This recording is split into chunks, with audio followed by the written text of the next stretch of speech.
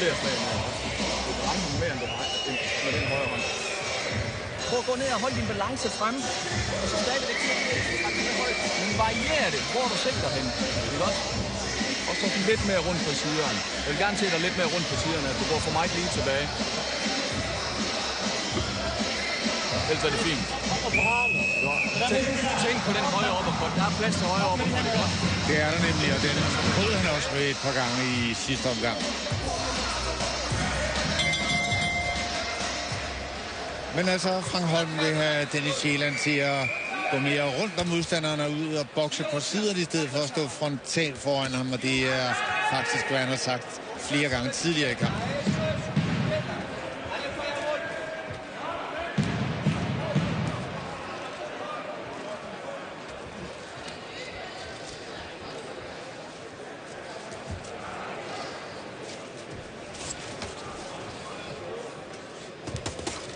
Ja, det er udmærket. Glimrende.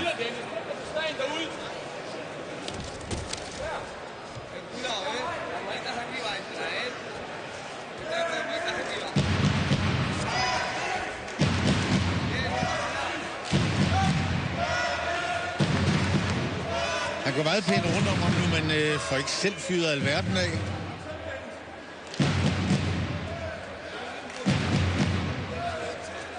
Svær mand at fange, en svær mand at få ramt på. Han er utrolig bevægelig mod Rosa.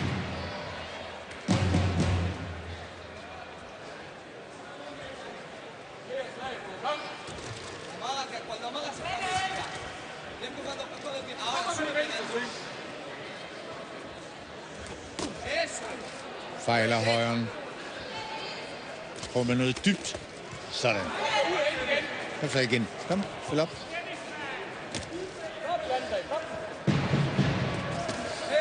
Ja, en dobbelthjælp.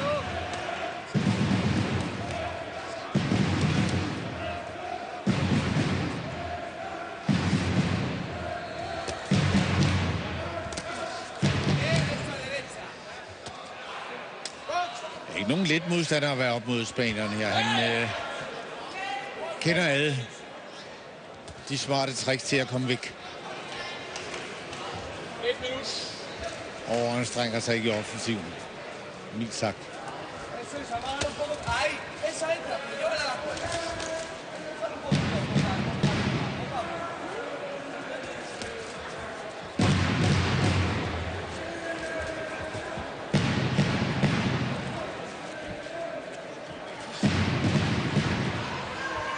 Ja, det er ikke helt blevet den form for entertainment, som Sjælland havde varslet og håbet på. Ja, han falder, bliver skubbet, og naturligvis skal der ikke tælles. Naturligvis. Og så siger Saugman lige til Dennis, gætter jeg på, at han skal lade være med at skubbe.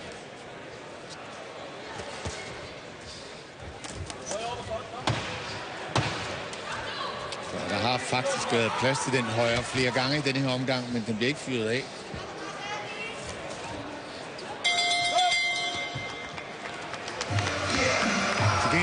Positivt flækken ved venstre øje, den har til synligheden ikke generet Sjælland så meget.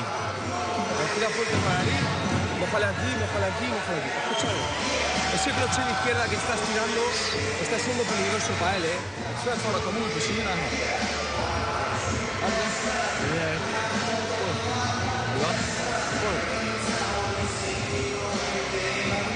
Venstre ude. Slå det. Ja. Prøv at komme lidt mere ned. Når du slår din højre dyb, så træk dit venstre sving mere op. Men hold din balance ned, og så træk dit venstre sving op. 3 omgange igen. Jeg vil gerne se lidt flere slag. Ja, det kan jeg godt forstå.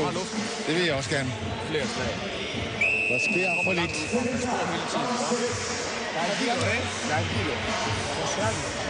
Der er virkelig rationering på slagudviklingen fra Sjælland, så ja, fra i begge boksers side.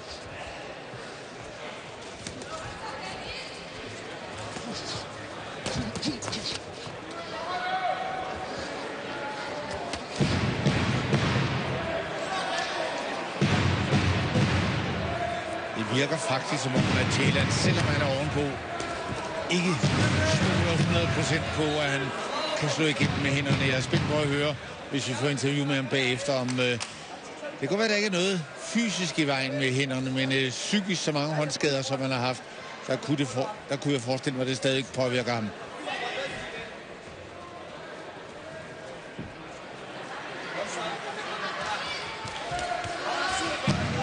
Og når han rammer som en serie som denne her, så markerer han slagene. Der er ikke for alvor dynamit i handskerne. Hvis der også er problemer, selvom man har fået nye handsker i denne her kamp nu, så kan det altså blive et fuldstændig markant problem for Dennis Thielmann fremover.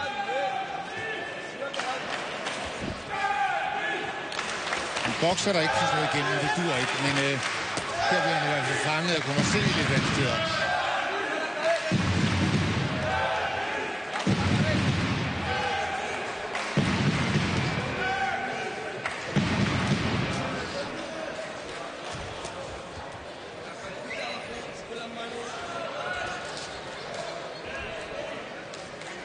Og han er med nu, Ivan Ruiz Moreau fra Madrid. Slet ikke kørt ud af billedet, selvom han på ingen måde imponerer.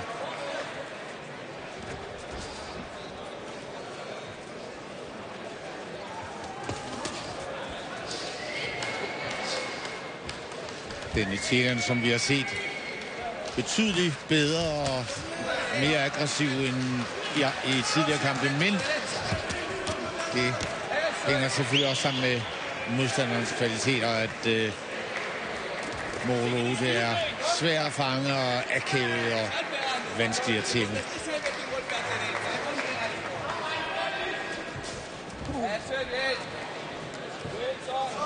Ruller væk. Kommer ind i kontra her med et par chat.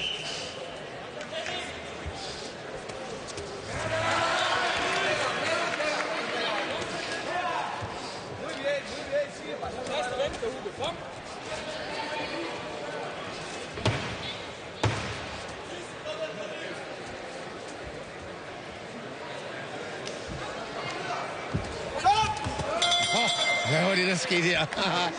Begge boksere så ud som de var på vej tilbage til ringhjørnet, men tiden var ikke gået, og så fik vi lige den her duel.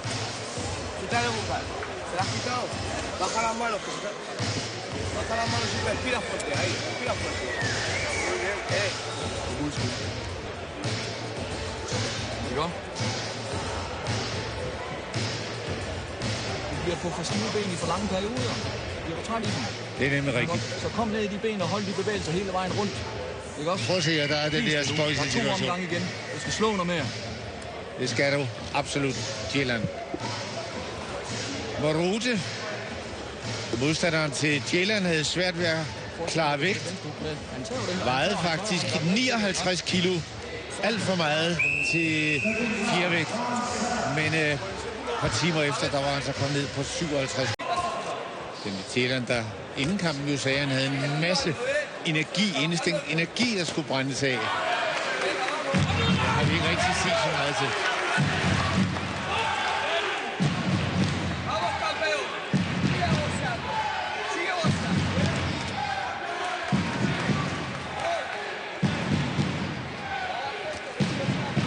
Ja, han rammer ikke med nogen af slagene. Han presser modstanderen meget godt, men får fyret utrolig få slag af i betragtning af, hvordan han stilmæssigt ellers dominerer kampen.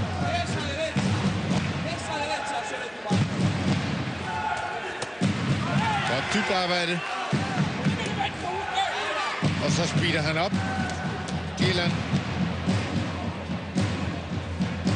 Næste sidste omgang er vi... Og lad os se. Kom så.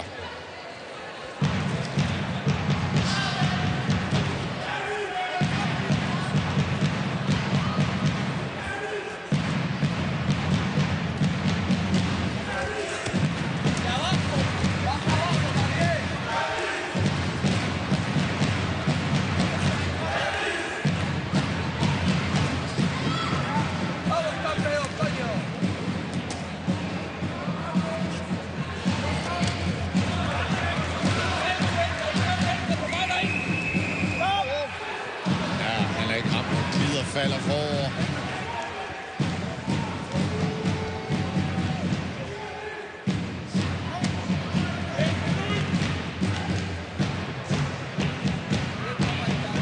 Et minut tilbage af næste sidste omgang. Ikke nogen festforestilling har det været, det her. Solidt, gedint håndværk med en masse taktisk stillingskrig og få intense dueller for få. Pænt og sobert uden at være prangende.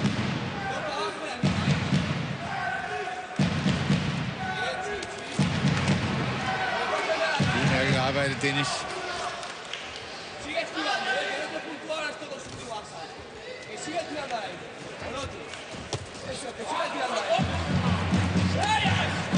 Nu er det faktisk Spanien mod Rode, der ligger et pænt pres på danskeren.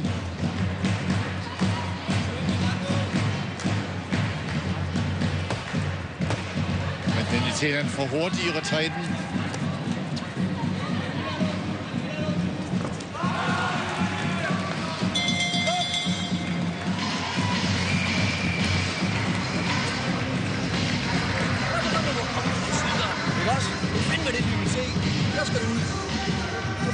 Flere slagmuligheder, ikke også?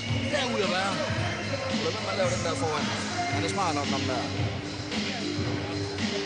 Ved med afstand og ud. Ikke også? Sidste omgang. Lad være med at lave noget dumt. Den fortsætter i højt tempo. Men lad være med at tabe din parade ud, ikke også? Du har samtidig med lige at smide venstre lidt på vej. Han kan også slå den højre. Sidste omgang. Ja, han skal holde afstand, siger Frank Holm til ham. Og så lad være med at tabe venstre parade. Men gå rundt om ham, holde afstand, men han skal altså også score lidt.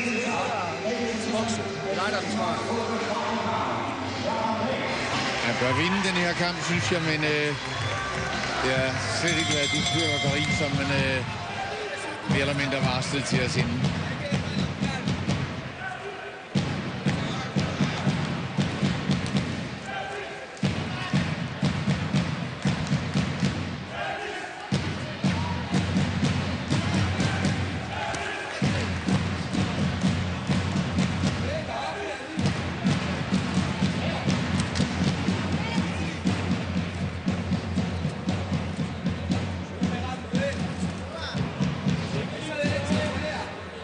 Bevæger sig godt.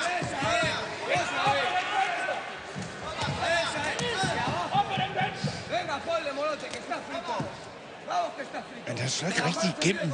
Det synes jeg kendetegner hele tiden.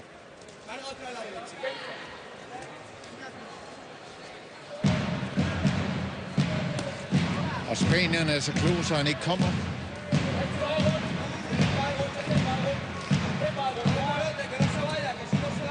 Han er en glimrende stilbokser, den i Chile, men han rammer for lidt, når han bokser kontra. Det kunne vores kære ekspert op i studiet, Mads Larsen, i den grad i sin velvæksdage. Når modstanderne kommer, så fangede han den. Det kan Chile forhåbentlig finde tilbage til igen.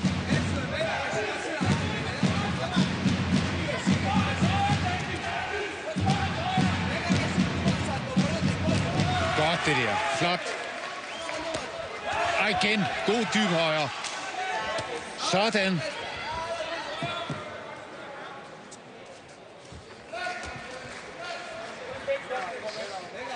Og det er rigtigt nok, hvad Frank Holm siger. Den der venstrelap, den hænger altså lidt lavt. Det blev farligt mod mere hårdslående mand end mod Rode. Der er det godt. Spider højren.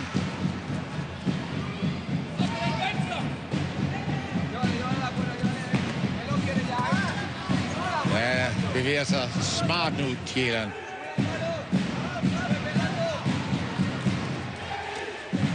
Bliver alligevel fanget lidt her. –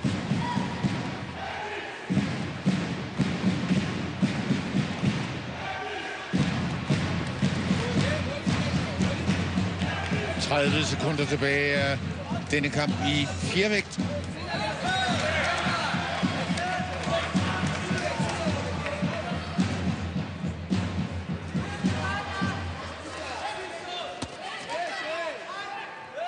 kom så med en slutning, der er værd at se på her de sidste 10 sekunder. Nu skal de lige snakke lidt sammen med hr. Saugmann.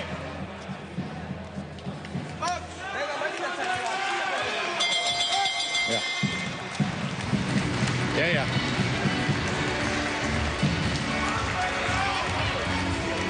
Han kommer igennem der bør få en sejr på point, men det var pænt, men det var ikke prangende.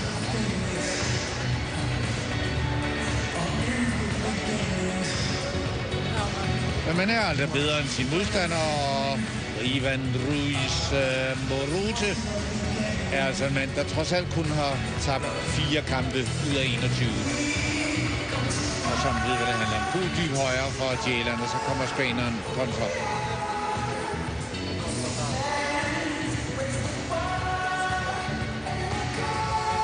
Den sidste kamp, han var oppe i Moruti, det var faktisk en kamp om EU-mesterskabet mod Rudi Encarnacion. En mand, der gjorde Encarnacion, som har mødt både Spender Barsi og Kim Poulsen i karrieren.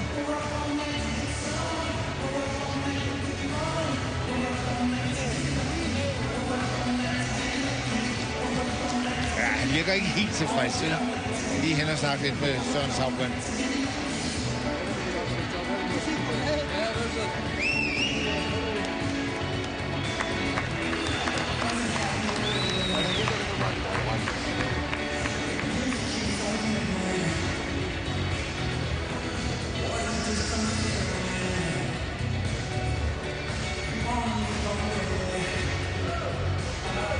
Ladies and gentlemen, after 8 rounds of action, we go to the scorecards. We have a unanimous decision. And here are the score totals. Jan Christensen and Hans Larsen both had it 80-72. Torben Zeman Hansen had it 77-75. All in favor of the winner, Dennis the Menace Ceylan.